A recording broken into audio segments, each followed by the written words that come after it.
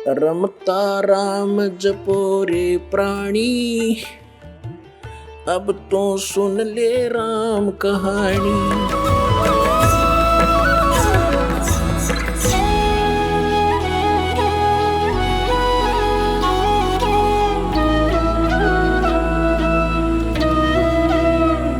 तो पुण्यात्माओं, आप बालक हो, अध्यात्म ज्ञान मिला नहीं। आमीन जय बजरंग बली जय गणेश जी के गीत गा के हम इनकी भी भक्ति सही नहीं कर पा रहे थे। गणेश जी की, शिव जी की, विष्णु जी की, माताओं की। ये साधना भी इस दास के पास उपलब्ध है जो ये आपको यथार्थ लाभ देंगे। इन मंत्रों के वश हैं ये जो दास आपको देगा। ये इनके बस की बात नहीं है। इन मंत्रों के जाप से आप अपने आप ये अट्रैक्ट होते हैं। जैसे उदाहरण देते रहते हैं कि भैंसा होता है, भैंसे को भैंसा भैंसा करते रहो, कति ध्यान नहीं देगा।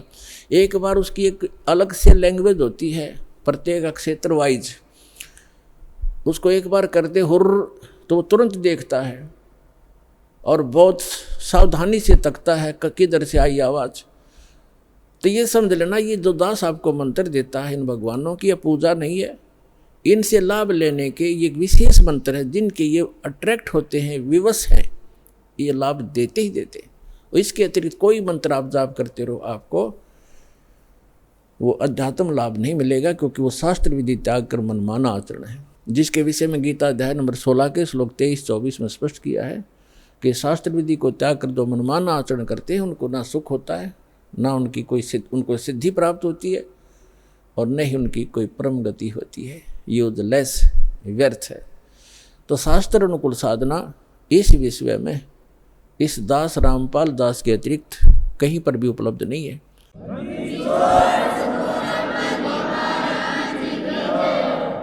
इसको चाहे आप अभिमान समझना या तत्व ज्ञान समझना, ये धीरे धीरे आपको अपने आप समझ में आ जाएगा दास क्या कहना चाहता है। अभिमान तो वो व्यक्ति किया करता जिसकी अपनी कोई खोज हो, चाहिए तो उसने भी नहीं। और हम तो संत भक्त हैं, हम किसी प्रकार का कोई अभिमान या ईगो कभी नहीं रखते।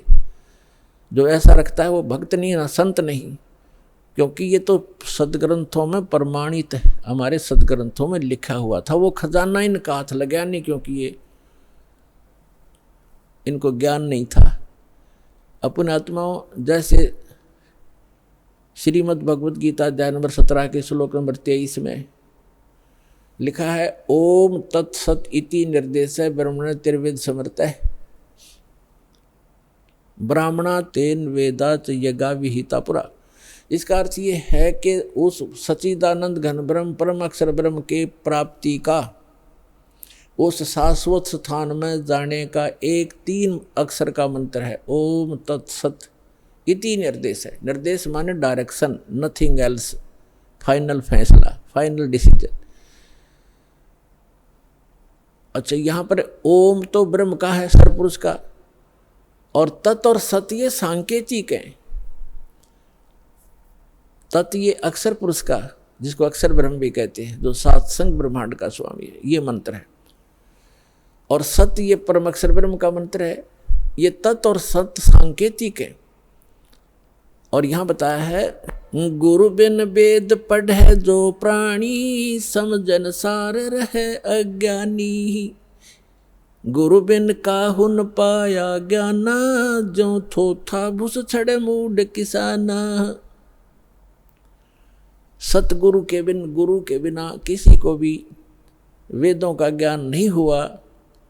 वो तो ऐसे अपनी अटकलबाजी करते रहे जैसे कोई मूड किसान धान निकालने के बाद पड़ी पराली को और उसको कूट रहा है मोगरों से, डंडों से, या उनको पटक रहा है पकड़ पकड़ के। किस लिए? उससे पूछा जाए कि इसमें से कनक निकाल लूँगा, धान निकाल लूँगा, तो उसको ज्ञान नहीं है, वो मूड है। और समझदार तो उसमें से निकाल के ले जा चुका है, वो तो पराल पड़ी है, भूस पड़ा है। तो जो भूस को कूट रहा है वो तत्व ज्ञान उस मार्ग का परिचित नहीं है। तो यहाँ बताया है, गुरु बिन काहू न पाया ज्ञाना, जो थोथा भूस छड़े मूड किसाना। गुरु बिन वेद पढ़े जो प्राणी, और समझे न सार रहे अज्ञानी। तो ये सभी अज्ञानी थे।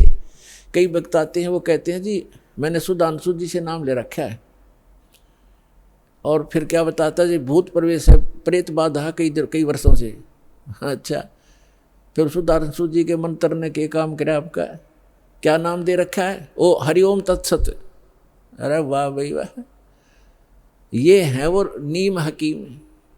कहते वस्तु कहाँ खोजे कहाँ, किस विद लागे हाथ, एक पलक में पाइए भेदी ले ले साथ। अब ये तत् और सत ये सांकेतिक है। ओम तत्सत ओम तत्सत ये नहीं जब करना, हरि ओम तो कभी करना ही नहीं साथ लगा करके। ओम की बेइज्जती करते हो आप। ओम मंत्र अकेला जाप किया जाता है, इसके साथ कोई भी जोड़ नहीं होना चाहिए। ऐसे ही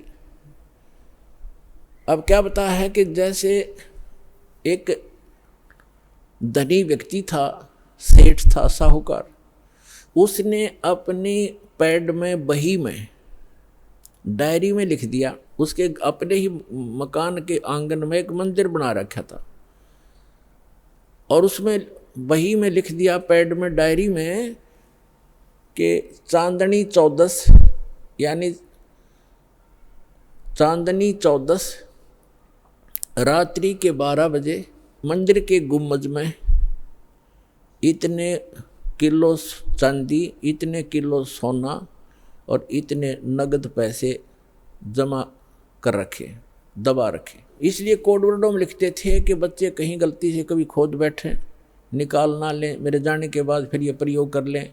इसलिए चोरों के डर से वो ऐसे छुपा दिया करते थे। पहले बैंक नहीं होते थे। उस सेठ की मृत्यु होगी अचानक। पिता के अंतिम संस्कार करके उन बच्चों ने फिर देखा कि पिता की लेख देखते हैं। उन्होंने वो डायरी देखी, उसमें लिखा था चांदनी 14 रात्रि के 12 बजे मंदिर के गुम्बद में इतना धन दबा रखे। तो उन बच्चों ने 2-3 दिन के बाद अपने पिता की क्रियाक्रम से निपट कर हफ्ते 10 दिन, 12 दिन, 15 दिन के बाद वो मंदिर का गुम्बद फोड़ दिया रात्रि के समय। उन्होंने सोचा, पिता ने संकेत दिया है कि दिन में तो कोई देख लेगा, रात्रि में फोड़ियो। तो रात्रि में उन्होंने मंदिर का गुम्बद फोड़ डाला, उसमें कुछ नहीं था। उनको बड़ा अफसोस हुआ कि पिताजी तो हमें गलत गाइड करके हमें बहका गए और धन कहीं और दबा गए। अब उसको कैसे खोजेंगे, गया हाथ से, बहुत धन था। बुरी तरह रो रहे हैं। कुछ दिनों के बाद उसके पिता का कोई मित्र सेठ आया। बच्चों ने अपनी समस्या उसके सामने रखी कि अंकल ऐसे ऐसे समस्या आ गई है, हमारे पिताजी ने झूठ बोल दिया, पैसा कहीं और छुपा रखा है, हम गुम्बद में लिखा है, गुम्बद में तो पाया नहीं, हमने मंदिर भी फोड़ दिया। तब उस सेठ ने कहा कि मुझे दिखाओ कहाँ लिखा है। उसने लेख देखा कि चांदनी 14 रात्रि के 12 बजे मंदिर के गुम्बद में इतना पैसा। तो उसने कहा, बेटा इस गुम्बद को यथावत बनाओ, यथावत जैसे था वैसा ही बना दो, फिर बताऊंगा कहाँ पर है। और चांदनी 14 आने दो। 15 दिन के बाद, महीने के 20 दिन के बाद हुआ, 10-5 दिन के बाद हुआ, चांदनी 14 आनी थी, वो वैसा ही गुम्बद बना दिया। रात्रि के समय, चांदनी रात्रि में, और गुम्बद की छाया आंगन में जहाँ थी उसके घर पे, वो ज़मीन वहाँ खुदवाई के ये निशान लगा दिया, यहाँ खोदो। वो ज्यों का तो धन पा गया। तो ये नकली सारे गुम्बद फोड़नीय थे, स्थान का पता नहीं था।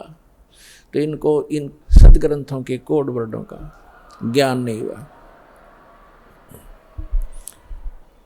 तो वस्तु कहाँ ढूंढे कहाँ, किस विद लागे हाथ, एक पलक में पाइए भेदी ले लो साथ। तो ये दास इन सदग्रंथों का और जानकार बना के, तत्वदर्शी संत बना के कबीर भगवान ने आप उसके बच्चों के लिए भेज दिया। अपनात्माओं अविलंब काम करो यू, कहते समझा है तो सर दर पाओ और भौर नीरे ऐसा दाव। तो ये गरीबदास जी कहते हैं, गरीबदास ये वक्त जाते है, रो गए इस पैरे न, हाथ से मानो शरीर छूट गया, भक्ति यथार्थ मिली नहीं, तो फिर रोया करोगे इस समय को। कहते मानुष जीवन दुर्लभ है, मिले न बारंबार, और तरवर से पत्ता टूट जा, वो फिर नहीं लगता डार।